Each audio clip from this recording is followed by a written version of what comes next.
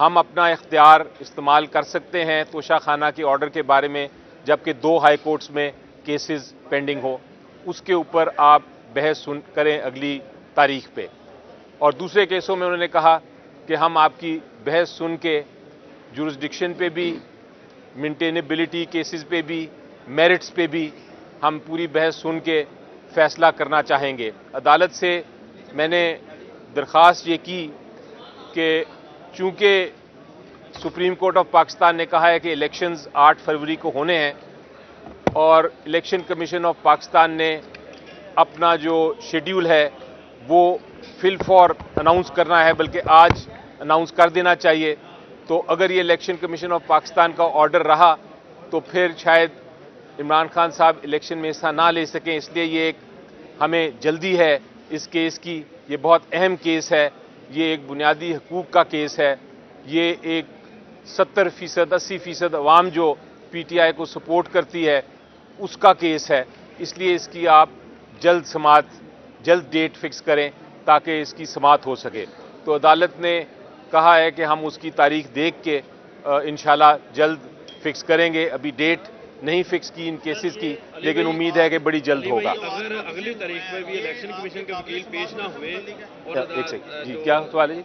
अगर अगली तारीख में भी इलेक्शन कमीशन के वकील पेश ना हुए तो इस से क्या अखज़ किया जा सकता है? मेरा ख्याल है कि अगली तारीख पे कोई ऑप्शन नहीं है, क्योंकि ये नहीं हो सकता कि हर बार वो ना पेश हों। बहरहाल उनका आज एक वजह ये थी कि वो मुल्क से बाहर थे, लेकिन यकीन है कि जब अगली तारीख होगी और अगर वो ना पेश हो सकें तो इलेक्शन कमीशन ऑफ पाकिस्तान को किसी ना किसी को पेश करना पड़ेगा।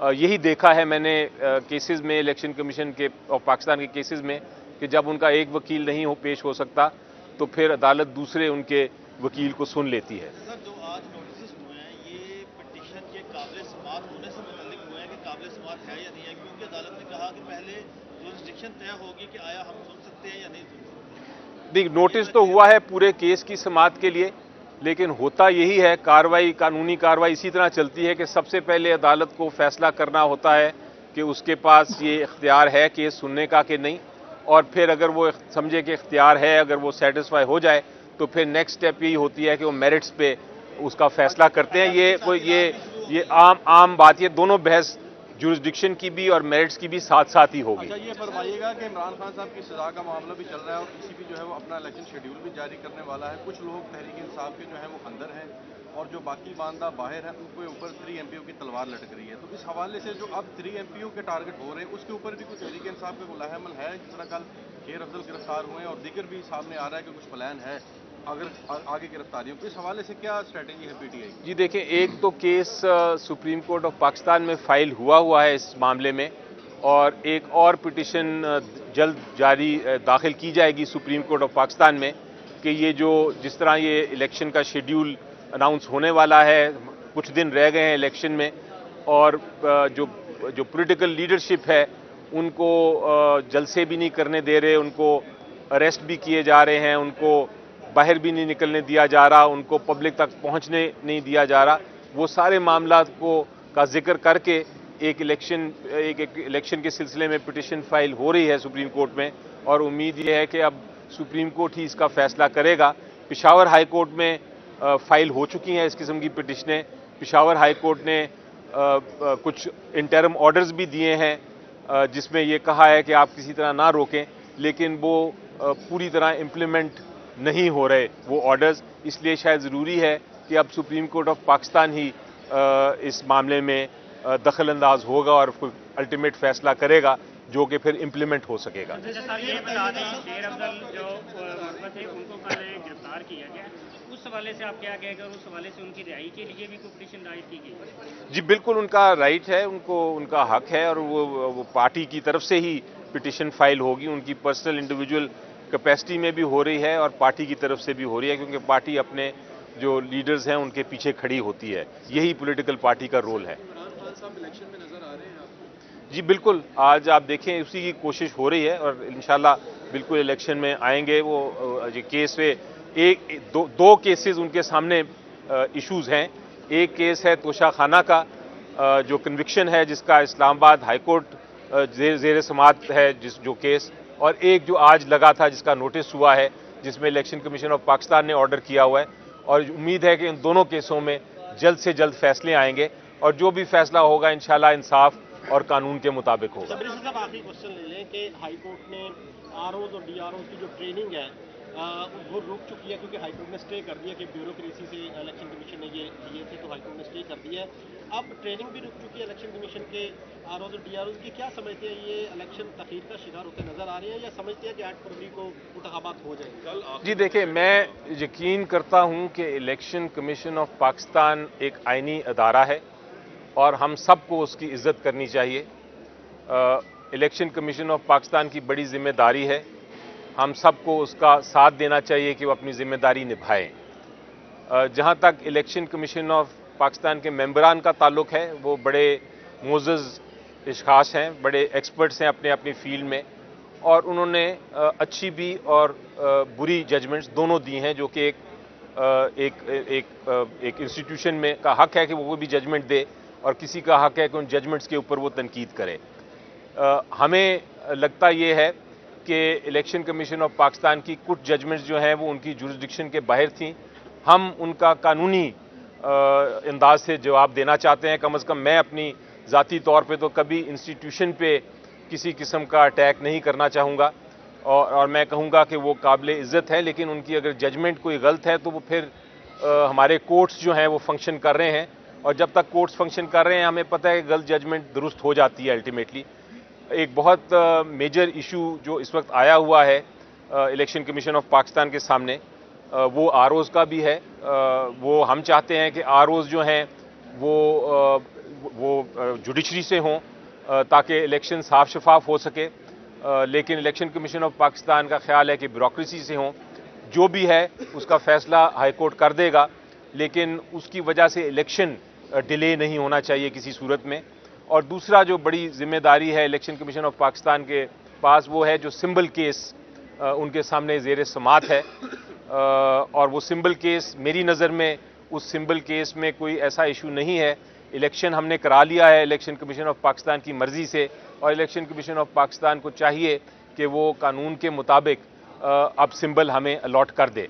उम्मीद यही है, अगर इलेक्शन कमीशन ऑफ पाकिस्तान कानून के मुताबिक फ़ैसला करता है तो यही होगा। अगर कोई और फैसला आता है तो फिर हम उसको चैलेंज करेंगे, लेकिन फिर मैं कहूँगा कि हमें हर चीज़ इज़्ज़त आबरू रख के लोग इंस्टीट्यूशंस की हमें आगे स्टेप्स लेनी चाहिए।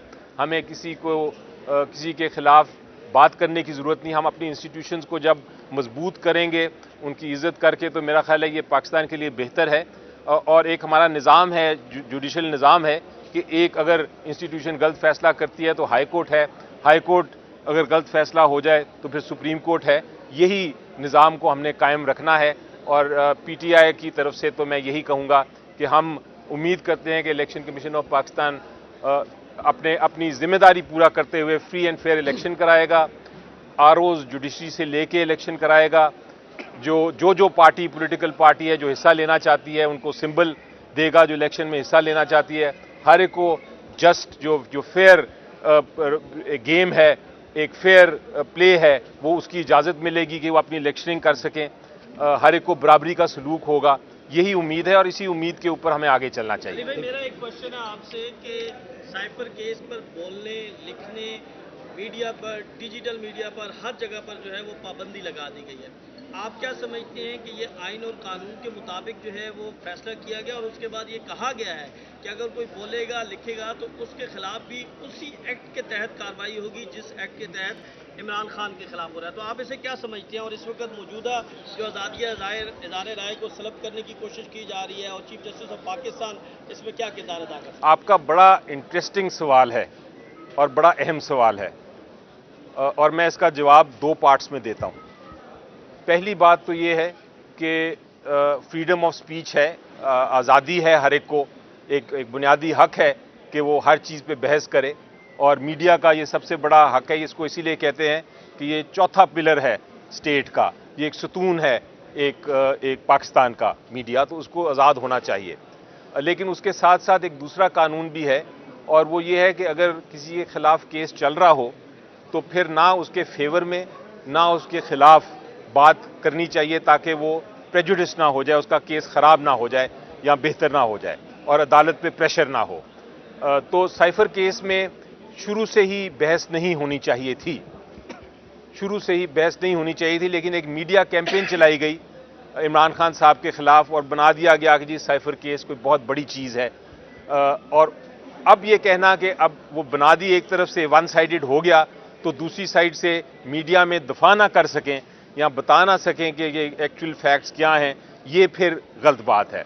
जहां आपने पहले इजाज़त दे दी थी कि साइफर केस पे बहस हो और होती रही, वहां फिर अब जब अदालत शुरू हुई है, जब उसकी समाअत शुरू हुई है, तो फिर ये आइन का भी तकाजा है, मोरालिटी का भी तकाजा है, मीडिया की आज़ादी का भी ये तकाजा है और एक बुनियादी हकूक़ हैं जो इमरान खान साहब के, उनका भी ये तकाजा है कि फिर उस पर बहस ओपन होनी चाहिए। ये मेरा मौक़िफ़ है। 2 पार्ट्स में मैंने आपको जवाब दिया।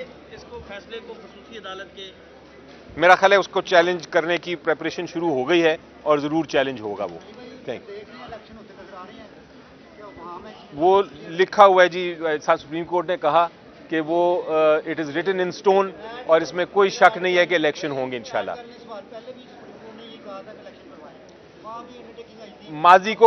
माजी को भूल जाएं, जो हुआ सो हुआ, मुस्तकबिल की तरफ देखें। अब 8 फरवरी अल्टीमेट डेट है और मेरा ख्याल है पूरी अवाम उसको देख रही है। इलेक्शन कमीशन ऑफ पाकिस्तान ने भी तैयारी कर ली है और शेड्यूल अनाउंस होने वाला है इंशाल्लाह। सर आप आइन और कानून की बात करते हैं। 9 मई को इस्लामाबाद हाई कोर्ट में इमरान खान को अदालत के अंदर से गिरफ्तार किया जाता है और कल फिर एक और सीनियर रहनुमा पाकिस्तान तहरीक इंसाफ और साथ ही वो एक वकील भी है, काला कोर्ट भी है, उनको भी गिरफ्तार किया जाता है लाहौर हाई कोर्ट से। इस हवाले से आप क्या कहते हैं, ये आइन और कानून की खिलाफ वर्जी नहीं है? जी, मैंने बिल्कुल पहले कह दिया कि ये जो आइन की जो खिलाफ वर्जी होती है और जो हो रही है वो सब देख रही है कौम, और उसके लिए हमने सुप्रीम कोर्ट की एक पिटिशन तैयार कर ली है जो कि जल्द फाइल होगी और उम्मीद ये है कि जो फंडामेंटल राइट्स हैं उसके मुताबिक आर्टिकल 184(3) की कार्रवाई सुप्रीम कोर्ट करेगा।